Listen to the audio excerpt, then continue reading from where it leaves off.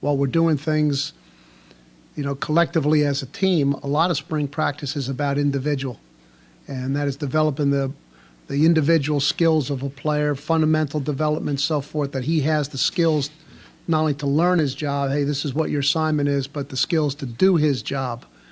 And so a lot of the emphasis is on a day-to-day basis. We don't have a deadline at the end of the spring, as you do at the end of training camp when there's a game that you have to play, or when there's a game at the end of a particular week. You just have to be ready for the deadline.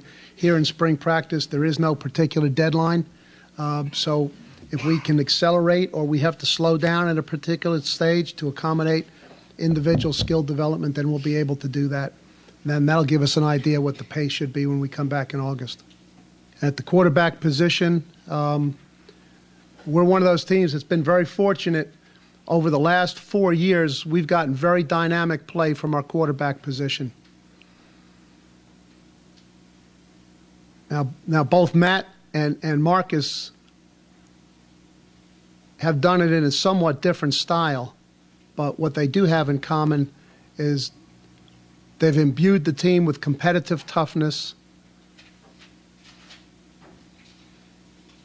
They've really been terrific leaders on the team. They've been great representatives of the team and the community, and they've been significant playmakers in games. We'll start the spring with Chris Olson. He'll be the first guy to go into the huddle.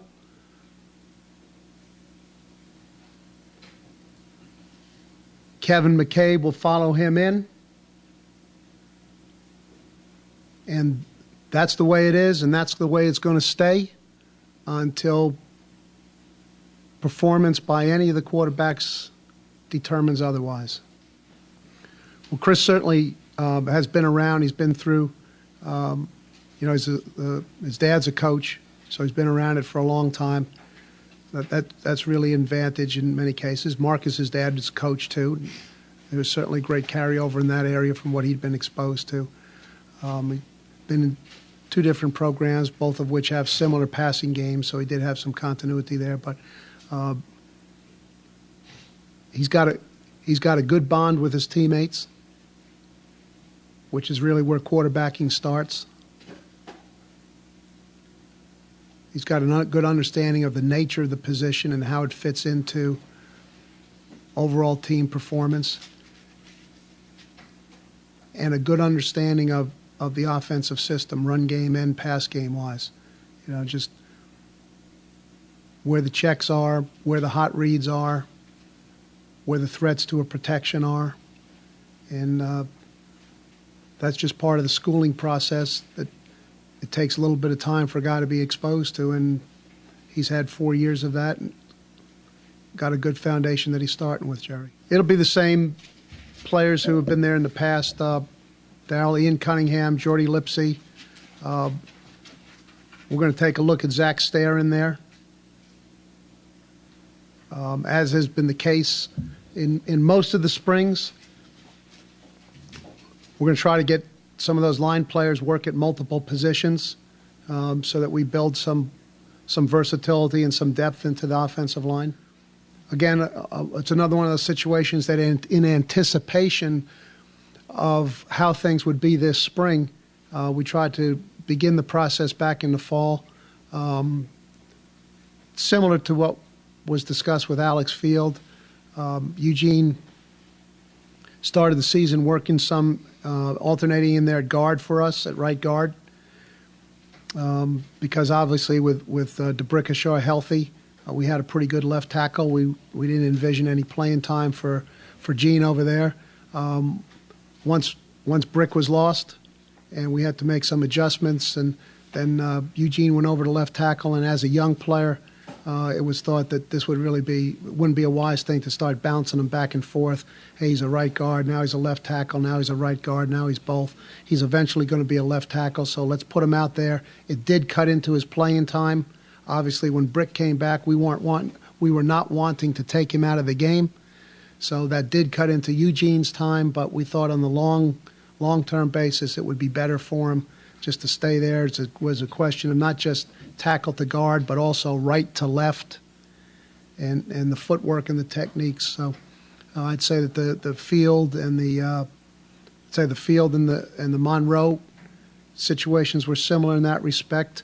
The Vic Hall and the Sewell situations were similar in the respect that while it didn't result in any more playing time for either player and may not here in the short-term future, that's to be determined by the players, we thought it would put them in a better position to compete early had we not done that.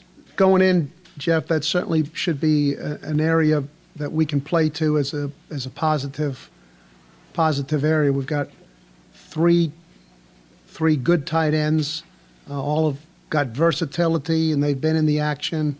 We got quite a few wide receivers who've played in the game. We got a couple of emerging players who should be able to give us a little bit more. And we have, in this particular year, most of the playing time probably ought to come out of this group. So what we build in the spring, we ought to be able to continue to build on. But we're off to a good start with the development of this tight end position. We got a promising young player coming in. We really want to make kind of this the best place in America for tight ends to play. We certainly have the credentials to follow up on that. You know, those guys, that position accounting for 176 yards in the bowl game shows that the ability of these players and the role that they play in this system. As we discussed back here in the first part of March, for the last 5 years, we had a very good line coach.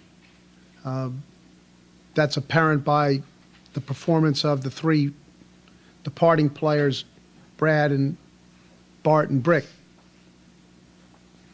and the response that they've gotten from the talent evaluators and how they perform. And so that was the first criteria. Even though Ron held a dual role for us, it was always about, hey, we've profited from good line play. Now we got to get a good line coach in here. And it was more than just being a good line coach. It was being a line coach with a background in teaching what we're doing. For the development of players, it's important to keep the continuity of what they're learning. That is, you could have a 4th or 5th year player on your team, and if circumstances cause him to learn a whole new system or a whole new set of techniques, then he goes back to being a first-year player in some respect all over again. So if you can stay consistent with what you've been doing, stay with make the alterations from a year-to-year basis to accommodate your talent, then that advances the development of players. Okay, and every program is based on two principles, okay, that mesh together, and that's the acquisition and the development of talent. And so we want to make sure that development continues by retaining continuity in the system and the skills that the players have been drilled on. And Dave, as does Steve Bernstein in the secondary, have significant background in many of the things that we do with our systems. So those coaches only had to come in and, okay, kind of like, okay, coach, tell me what is it, okay, what do we call the plays here? I've blocked that play before. I just might have called it something different. Okay, but I've blocked it before, and here's how I've taught the players how to block it, and here's the drills that we've done to accomplish that. Well, it'll be similar to the players in many ways. I'm sure it'll be different. That's good, too, because while they're able to have continuity in the techniques that they're using, now they got a different guy to impress. So even if a guy's coming back as a returning starter or a veteran player, he's still got somebody else to impress. He's going to hear it a little bit differently, kind of rejuvenates those players. Same thing in the secondary. Coverages are going to be essentially the same. Hearing it a little bit differently from a different person, got to impress somebody else. He doesn't have, none of these coaches have a set agenda on who they like or who they don't like. So everybody's got to prove themselves again, and yet they don't have to learn a new system. So that's an expansive answer to fill in all the blanks on the issues with Dave and Steve and how they came to our attention and what we think that they can offer to us.